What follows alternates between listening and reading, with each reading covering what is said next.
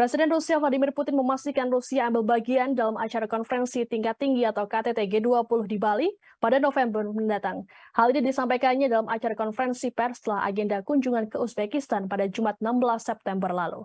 Meski memastikan partisipasi Rusia dalam G20 di Bali, Putin tak memberikan informasi soal kedatangannya.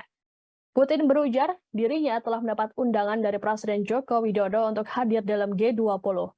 Jokowi juga sempat menghubungi Putin terkait dengan kegiatan ini. Menirukan ucapan Jokowi, Putin mengatakan posisi Indonesia tegas yakni ingin melihat Rusia ada di G20. Seperti diketahui bersama, sejumlah negara barat menolak partisipasi Rusia dalam acara tersebut di Bali. Pemicunya adalah tindakan Rusia yang melakukan invasi terhadap Ukraina. Menanggapi hal ini, Indonesia melalui Menkominfo Johnny G. Plate menegaskan bahwa forum G20 adalah diskusi kerjasama ekonomi, bukan politik. Disebutkan sebagian sejumlah negara anggota G20 tak ingin membicarakan topik politik dalam forum tersebut.